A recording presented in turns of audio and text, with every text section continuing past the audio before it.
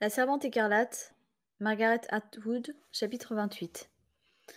Je n'ai pas envie de faire la sieste cet après-midi. Il y a encore trop d'adrénaline. Je suis assise sur le rebord de la fenêtre, à regarder au dehors à travers la semi-transparence des rideaux. Chemise de nuit blanche. La fenêtre est aussi ouverte qu'elle peut l'être. Il y a de la brise, chaude dans le soleil, et le tissu blanc me balaie la figure. De l'extérieur, je dois ressembler à un cocon, un spectre. Le visage voilé d'un linceul, ne laissant voir que les contours du nez et de la bouche bandée, les yeux aveugles. Mais j'aime cette sensation. Le tissu doux me caresse la peau. C'est comme si j'étais dans un nuage. On m'a donné un petit ventilateur électrique, fort utile par cette humidité. Il ronronne par terre dans le coin. Ses pales sont enfermées derrière un grillage. Si j'étais Moira, je saurais le démonter, le réduire à ses arêtes tranchantes. Je n'ai pas de tournevis, mais si j'étais Moira, j'y parviendrais sans tournevis. Je ne suis pas Moira. Je ne suis pas Moira. Que me dirait-elle à propos du commandant, si elle était là? Elle serait probablement contre. Elle était contre Luc dans le temps. Ce n'était pas Luc qu'elle critiquait, mais le fait qu'il soit marié. Elle disait que je braconnais sur le territoire d'une autre femme. Je répondais que Luc n'était pas un poisson ni un tas de saleté, que c'était un être humain et qu'il pouvait prendre ses propres décisions. Elle disait que je rationalisais. Je répondais que j'étais amoureuse. Elle disait que ce n'était pas une excuse. Moira était toujours plus logique que moi.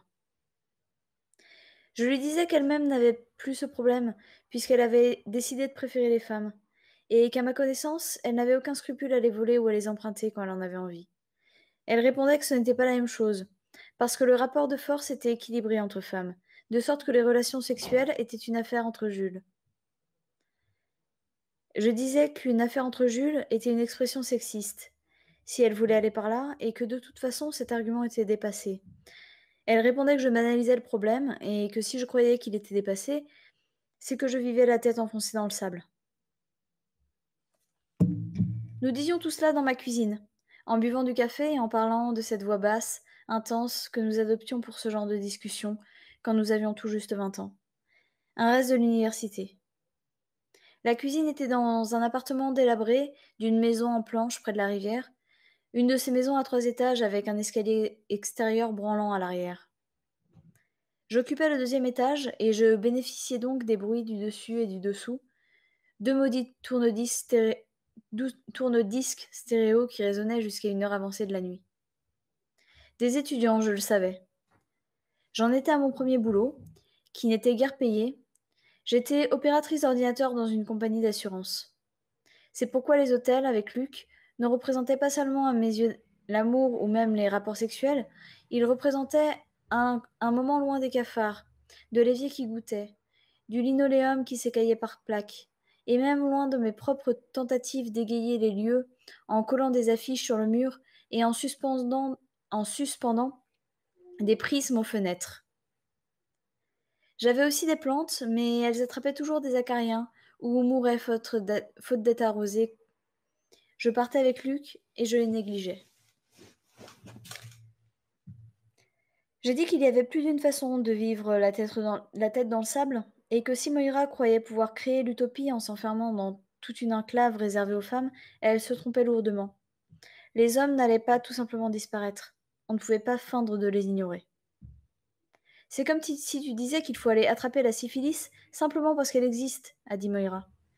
Est-ce que tu traites Luc de maladie sociale? Moira a ri. Tu nous entends? Merde, on dirait ta mère. Alors nous avons ri ensemble, et quand elle est partie, nous nous sommes embrassés, comme d'habitude. Il y a eu un moment où nous ne nous embrassions pas, quand elle m'avait dit qu'elle était lesbienne, puis elle m'a dit que je ne l'excitais pas, ce qui m'a rassurée, et nous avons repris nos habitudes. Nous pouvions nous disputer, nous chamailler, et nous traiter de tous les noms, mais ça ne changeait rien au fond. Elle était toujours ma plus vieille amie, elle l'est.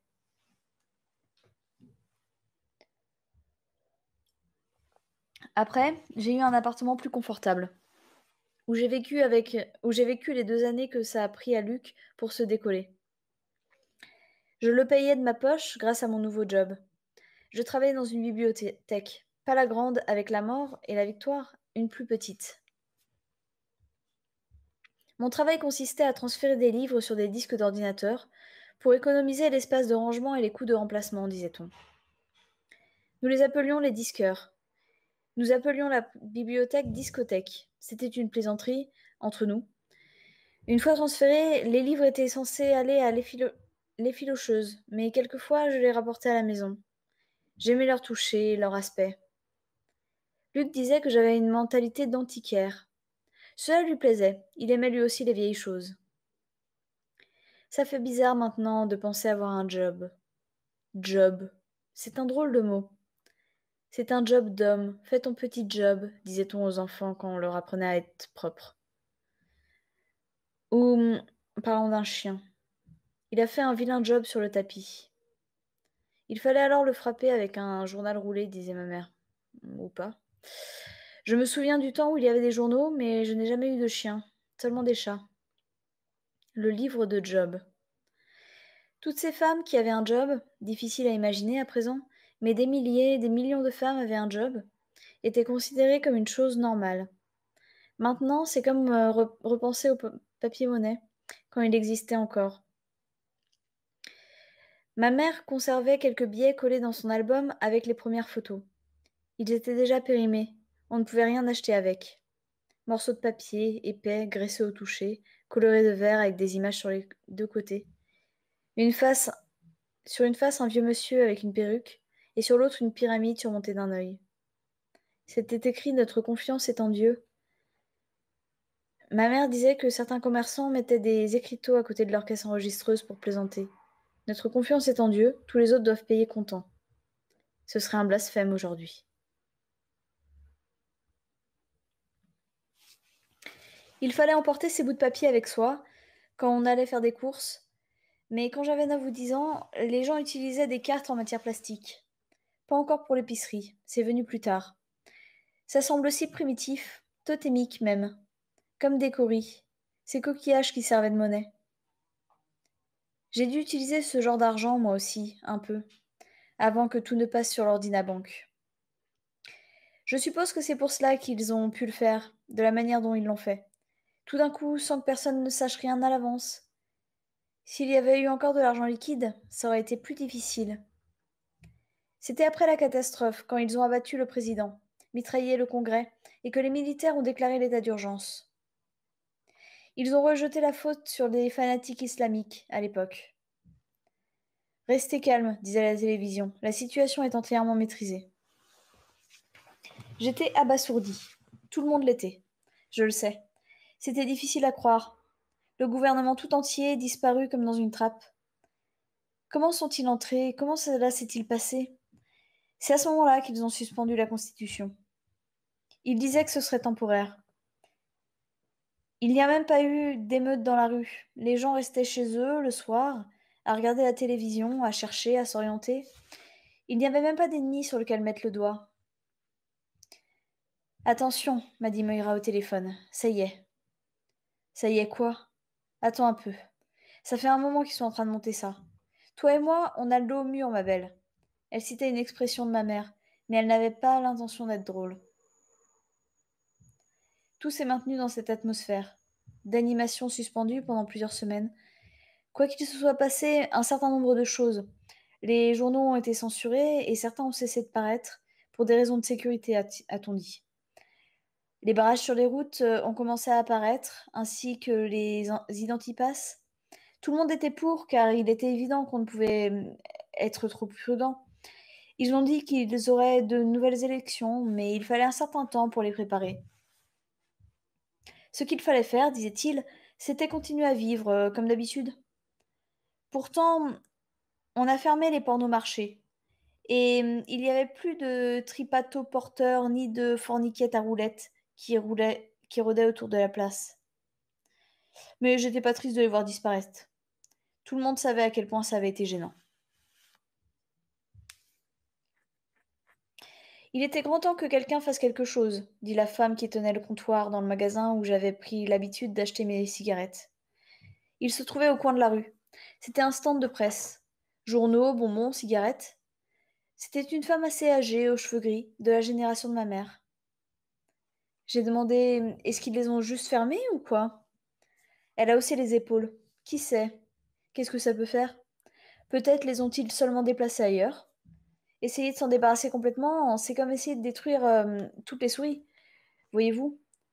Elle a composé mon ordi numéro sur la caisse enregistreuse, quasiment sans le vérifier. J'étais alors une cliente régulière. Les gens se plaignaient, a-t-elle ajouté. Le lendemain matin, en partant travailler à la bibliothèque, je me suis arrêtée au même magasin pour acheter un nouveau paquet car je n'en avais plus. Je fumais davantage à ce moment-là, c'était la tension. On pouvait la sentir comme un bourdonnement souterrain, même si tout paraissait relativement calme. Je buvais davantage de café aussi, et j'avais du mal à dormir. Tout le monde était un peu nerveux. Il y avait beaucoup trop de musique à la radio, euh, moins de paroles. Il y avait beaucoup plus de musique à la radio que d'habitude et moins de paroles. Nous étions déjà mariés depuis des années, semblait-il. Elle avait 3 ou 4 ans. Elle était au jardin d'enfants. Tchoum. Nous, nous nous étions tous levés, comme d'habitude, et avions pris le petit déjeuner. Des céréales, je m'en souviens, et Luc l'avait conduite à l'école, vêtue du petit ensemble que je venais de lui acheter quelques semaines plus tôt. Une salopette rayée et un t-shirt bleu. Quel mois était-ce? Ça devait être en septembre. Un car scolaire était censé les ramasser, mais pour certaines raisons, j'avais voulu que Luc l'emmène. Même le car scolaire commençait à me faire peur. Aucun enfant ne se rendait plus à l'école à pied, il y avait eu trop de disparitions. Quand je suis arrivée à la boutique du coin, la femme habituelle n'y était pas. À sa place, il y avait un jeune homme. Il ne pouvait pas avoir plus de 20 ans. Elle est malade? Lui ai-je demandé en lui tendant ma carte. Qui? A-t-il fait, d'un ton qui m'a paru agressif. La femme qui était là d'habitude. Comment voulez-vous que je le sache? Il composait mon numéro en examinant chaque chiffre et pianotait d'un seul doigt. De toute évidence, il n'avait jamais fait cela de sa vie. Je tambourinais sur le comptoir, impatiente de fumer une cigarette, tout en me demandant si quelqu'un lui avait jamais dit qu'on ne pouvait faire quelque chose contre ces furons qu'il avait dans le cou. Je me souviens très nettement de son physique. Grand, légèrement voûté, cheveux noirs, coupés courts, yeux marrons. Il semblait converger, qui semblait converger 4 centimètres au-dessus de l'arête de son nez, et cet acné. Je suppose que si je m'en souviens si nettement, c'est à cause de ce qu'il a dit après. Désolé, ce numéro n'est pas valable. J'ai dit c'est ridicule, bien sûr qu'il l'est. J'ai plusieurs milliers de dollars sur mon compte, j'ai reçu mon relevé il y a encore 2 jours. Essayez encore. Il n'est pas valable, répétait-il avec obstination. Regardez le voyant rouge, ça veut dire qu'il n'est pas valable. Vous avez dû faire une erreur. Essayez encore une fois.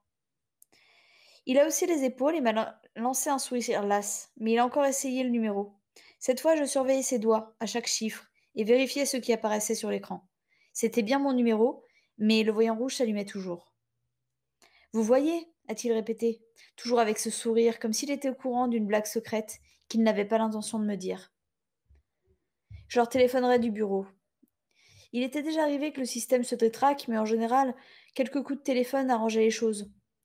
Pourtant, j'étais en colère, comme si j'avais été accusée injustement de quelque chose dont je n'étais même pas informée, comme si j'avais commis l'erreur moi-même.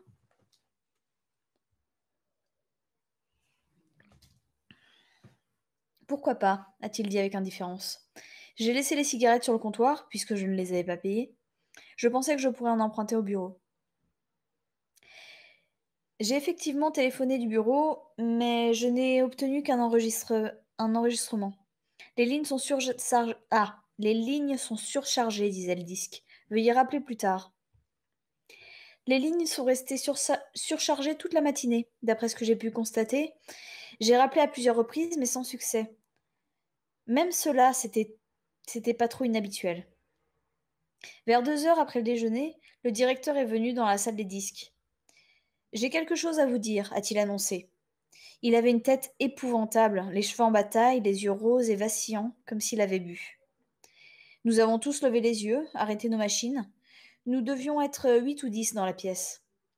Je suis désolé, a-t-il dit, mais c'est la loi. Je suis vraiment désolé. De quoi? A demandé quelqu'un. Il faut que je vous lâche. C'est la loi, je suis obligée. Je dois tout vous lâcher. Il a dit ça presque avec douceur. comme si nous étions des animaux sauvages, des grenouilles qu'il avait attrapées dans un bocal et qu'il faisait preuve d'humanité. Nous sommes renvoyés, ai-je demandé. Je me suis levée. Mais pourquoi? Pas renvoyés, a-t-il dit, lâchés. Vous ne pouvez plus travailler ici, c'est la loi. Il s'est passé les mains dans les cheveux et j'ai pensé, il est devenu fou. La tension a été trop forte pour lui et ses plombs ont sauté. Vous ne pouvez pas faire une chose pareille, a dit la femme qui était assise à côté de moi. Sa phrase sonnait faux, invraisemblable, comme quelque chose que l'on dirait à la télévision. Ce n'est pas de moi, a-t-il dit. Vous n'avez pas compris. Je vous en prie, partez tout de suite. Sa voix montait. Je ne veux pas de grabuge. S'il y a du grabuge, les livres risquent d'être perdus et il y aura de la casse. Il a jeté un regard par-dessus son épaule. Ils sont dehors, a-t-il ajouté, dans mon bureau. Si vous ne partez pas maintenant, c'est eux qui vont venir. Ils m'ont accordé 10 minutes. À présent, il avait l'air plus fou que jamais. Il est timbré, a dit quelqu'un tout haut, alors que nous pensions sûrement tous la même chose. Mais je pouvais voir ce qui se passait dehors dans le couloir. 2 hommes y étaient postés en uniforme avec des mitraillettes. C'était trop théâtral pour être vrai, et pourtant ils étaient bien là. Apparition subite comme des martiens. On aurait dit des personnages de rêve. Ils étaient trop éclatants, contrastaient trop avec ce qui les entourait. Laissez les machines, a-t-il dit tandis que nous rassemblions nos affaires et sortions à la queue leu-leu, comme si nous avions pu les emporter. Nous étions debout en groupe sur les marches à l'extérieur de la bibliothèque. Nous ne savions pas quoi nous dire. Étant donné qu'aucun d'entre nous ne comprenait vraiment ce qui s'était passé, nous ne pouvions pas dire grand-chose. Nous nous entre-regardions et voyions sur les visages les unes des autres, l'effarement, une certaine honte, comme si nous avions été prises à faire quelque chose que nous n'aurions pas dû faire. C'est scandaleux, a dit une femme, mais sans conviction. Qu'y avait-il là pour donner l'impression que nous l'avions mérité? Quand je suis rentrée à la maison, il n'y avait personne. Luc était encore à son travail, ma fille à l'école. Je pensais fatiguée, épuisée jusqu'à l'os. Je me sentais fatiguée, épuisée jusqu'à l'os, mais dès que je m'asseyais, je me relevais aussitôt. Je ne pouvais pas rester tranquille, j'errais à travers la maison d'une pièce à l'autre. Je me souviens que je touchais les objets, mais même pas tellement consciemment, en, en posant seulement les doigts sur eux. Des objets comme le grille-pain, le sucrier, le cendrier du salon. Ensuite, j'ai ramassé le chat et je l'ai promené avec moi. J'avais envie que Luc rentre. Je pensais que je devrais faire quelque chose, me remuer, mais je ne savais pas quelle mesure je pouvais prendre. J'ai encore essayé d'appeler la banque, mais seulement pour obtenir le même enregistrement. Je me suis versé un verre de lait. Je me disais que j'étais trop agitée pour boire encore un café. Je suis allée au salon, je me suis assise sur le canapé et j'ai posé le verre de lait sur la table basse, soigneusement, sans en boire une goutte. Je serrais le chat contre ma poitrine pour l'entendre ronronner contre ma gorge. Un peu plus tard, j'ai téléphoné à ma mère, chez elle, sans obtenir de réponse. À cette époque, elle s'était un peu stabilisée. Elle ne déménageait plus tous les 2 ou 3 ans. Elle habitait de l'autre côté de la rivière, à Boston. J'ai attendu un peu, puis j'ai appelé Moira. Elle n'était pas là non plus. Mais quand j'ai fait une nouvelle tentative, une demi-heure plus tard, elle était rentrée. Entre ces 2 coups de fil, j'étais juste restée assise sur le canapé. J'avais pensé au déjeuner que ma fille emportait à l'école, et je m'étais dit que je lui avais peut-être donné trop de sandwichs au beurre de cacahuètes. J'ai été renvoyée, et j'ai annoncé à Moira, quand je l'ai eue au téléphone. Elle m'a dit qu'elle allait venir. À ce moment-là, elle travaillait pour un collectif féminin au service des publications. Elle éditait des livres sur la contraception, le viol, des sujets de ce genre. Mais il faut reconnaître qu'elle était moins demandée maintenant qu'il ne l'avait été. Elle a dit j'arrive. Elle avait dû sentir à ma voix que c'était ce que je souhaitais. Au bout d'un moment, elle était là. Alors, dit-elle. Elle a jeté sa veste, s'est affairée dans le grand fauteuil. Raconte. Mais d'abord, on va prendre un verre. Elle s'est levée, elle est allée à la cuisine et nous a versé 2 scotch. Elle est revenue, s'est assise, et j'ai essayé de lui raconter ce qui m'était arrivé. Quand j'ai eu terminé, elle a demandé As-tu essayé d'acheter quelque chose avec ton ordinacarte aujourd'hui? Oui, je lui ai raconté cela aussi. Ils ont gelé ils les ont gelées, a-t-elle dit. La mienne aussi. Et celle du collectif. Tous les comptes qui portent un F au lieu d'un M. Il leur suffit d'appuyer sur quelques boutons. Nous sommes coupés. J'ai objecté. Mais j'ai plus de 2000 $ à la banque. Comme si mon compte à moi, c'était ce qui importait. Les femmes n'ont plus le droit à la propriété. C'est une nouvelle loi. As-tu regardé la télé aujourd'hui? Non. On en parle, on ne parle que de ça. Je n'étais pas stupéfaite. Elle n'était pas stupéfaite comme je l'étais. Elle était bizarrement triomphante, comme si elle s'attendait à tout ceci depuis un certain temps et que maintenant la preuve était faite qu'elle avait raison. Elle avait même l'air plus énergique, plus déterminée. Elle a dit: Luc peut utiliser ton ordinateur pour toi. Ils vont transférer ton numéro sur le sien, du moins c'est ce qu'ils disent, sur celui du mari ou du plus proche parent de sexe masculin.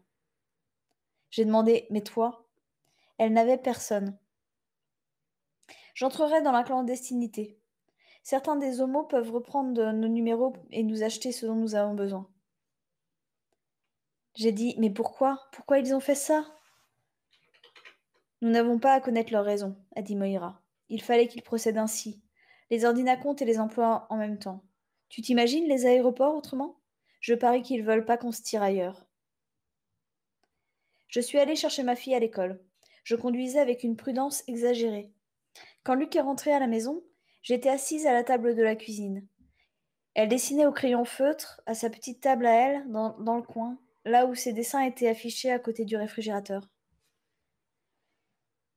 Luc s'est agenouillé à côté de moi et m'a entouré de ses bras.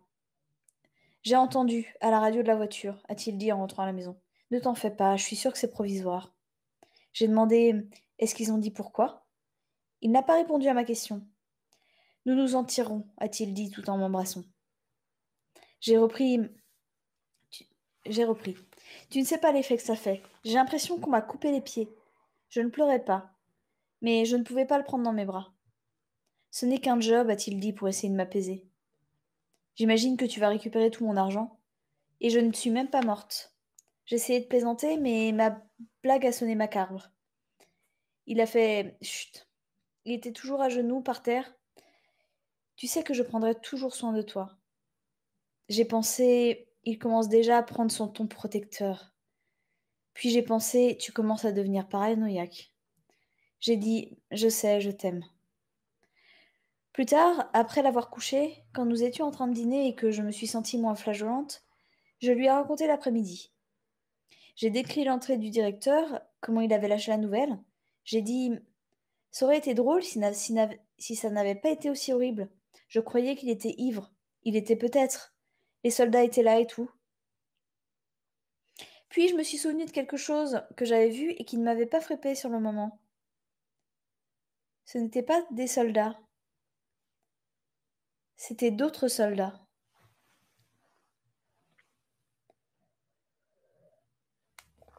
Il y eut des marches de protestation, bien sûr, mais avec beaucoup. Il y eut beaucoup. Il y eut des marches de protestation, bien sûr, avec beaucoup de femmes et quelques hommes, mais elles étaient plus clairsemées qu'on aurait pu s'y attendre. J'imagine que les gens avaient peur. Et lorsqu'ils ont su que la police ou l'armée, en tout cas les forces de l'ordre, ouvriraient le feu dès l'instant où les manifestants avaient commencé à se rassembler, il n'y eut plus de marche de protestation. Quelques endroits de terre, des bureaux de poste, des stations de métro, mais on ne pouvait même pas savoir avec certitude qui était responsable. Ça aurait pu être l'armée pour justifier les recherches par ordinateur et les autres perquisitions à domicile. Je ne participais à aucune des manifestations. Luc avait dit que ce serait inefficace et que je devais penser à eux, ma famille, lui et elle. Je pensais effectivement à ma famille. Je me suis mis à faire davantage de travaux ménagers, davantage de cuisine. J'essayais de ne pas pleurer pendant les repas. J'en étais au point où je me mettais à pleurer à l'improviste et à rester assise près de la fenêtre de la chambre à coucher, à regarder fixement au dehors. Je ne connaissais pas beaucoup de voisins, et quand nous nous croisions dans la rue, nous prenions soin de n'échanger que des salutations ordinaires. Personne ne voulait être dénoncé pour félonie. Me remémorer tout cela m'amène à penser à ma mère des années plus tôt. Je devais avoir 14 ou 15 ans, l'âge où les filles ont le plus honte de leur mère. Je me le rappelle revenant à l'un de nos nombreux appartements avec un groupe d'autres femmes qui faisaient partie de son cercle d'amis toujours renouvelé. Elle avait participé à une manifestation ce jour-là. C'était à l'époque des émeutes anti-porno, ou était-ce celle pour l'avortement? Les deux se passaient à peu d'intervalle. Il y avait alors beaucoup d'attentats à la bombe dans les cliniques, les magasins de vidéos. Il était difficile de suivre les événements. Ma mère avait un bleu sur le visage et des traces de sang. On ne peut pas flanquer la main à travers une vitrine sans se couper, fut l'explication qu'elle donna. Salaud de flic. Salope de saigneuse, dit l'une de ses amies. Elle appelait leur adversaire saigneuse, à cause des pancartes qu'elle portait. Laissez-les saigner. Donc il devait s'agir des manifestations à propos de l'avortement. Je suis allée dans ma chambre pour ne pas les déranger. Elles parlaient trop et trop fort. Elles m'ignoraient et je leur en voulais. Ma mère et ses amies tapageuses, je ne voyais pas pourquoi il fallait qu'elles s'habillent comme elles le faisaient, en salopette, comme si elles étaient jeunes, ni pourquoi jurer autant. Tu es tellement prude, me disait-elle d'un ton plutôt satisfaite. Cela lui plaisait d'être plus excessif que moi, plus rebelle. Les adolescents sont toujours tellement prudes. Une partie de ma désapprobation venait de là, j'en suis sûre.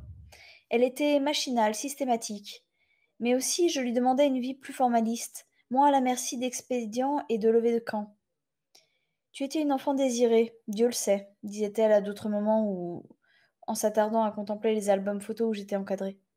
Ces albums étaient bourrés de bébés, mais les reproductions de moi se raréfiaient au fur et à mesure que je grandissais, comme si la population de mes doubles avait été frappée de quelque fléau.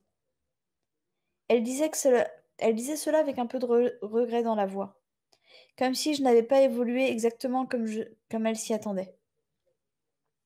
Aucune mère ne correspond jamais, totalement, à l'idée que se fait un enfant de la mère parfaite. Je suppose que l'inverse est vrai également. Mais malgré tout, nous n'étions pas mal ensemble. Nous nous entendions aussi bien que la plupart des mères et filles. Je voudrais qu'elle soit ici pour que je puisse lui dire que j'en suis enfin consciente. Quelqu'un est sorti de la maison.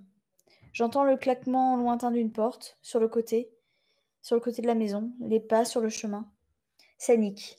Je le vois maintenant. Il a quitté l'allée et marche sur la pelouse pour humer l'air humide qui empeste les fleurs, la croissance pulpeuse, le pollen jeté au vent par poignées comme le naissain des huîtres de la mer. Quelle profusion devant la reproduction.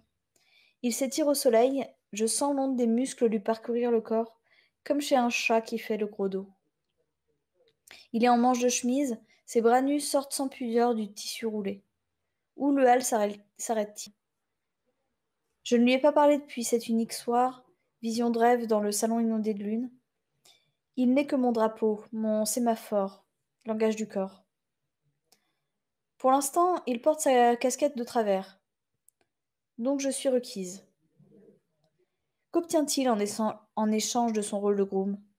Qu'éprouve-t-il à m'accroder pour le commandant de cette manière ambiguë? Est-ce que cela le remplit de dégoût, ou est-ce que ça lui fait désirer davantage la personne, me désirer davantage? Parce qu'il n'a aucune idée de ce qui se passe réellement là-dedans, parmi les livres. Des actes de perversion, c'est tout ce qu'il sait. Le commandant et moi, à nous enduire l'un l'autre d'encre, puis à nous débarbouiller avec la langue, ou à faire l'amour sur des piles d'imprimés interdits. Eh bien, il n'est pas tellement loin du compte. Mais une chose est sûre, il y trouve son profit. Tout le monde a la main tendue d'une manière ou d'une autre. Un supplément de cigarette, des libertés supplémentaires non octroyées à tout venant. Quoi qu'il en soit, que peut-il prouver? C'est sa parole contre celle du commandant. À moins qu'il ne veuille organiser une descente de police, un coup de pied dans la porte. Et qu'est-ce que je vous disais? Pris sur le fait, à commettre le péché de Scrabble. Vite, avalez ces mots. Peut-être aime-t-il juste avoir la satisfaction d'être au courant d'un secret, ou d'avoir quelque chose contre moi, comme on disait. C'est le genre de pouvoir qu'on ne peut utiliser qu'une fois. J'aimerais avoir une meilleure opinion de lui. Ce soir-là, le jour où j'avais perdu mon travail, Luc voulait faire l'amour.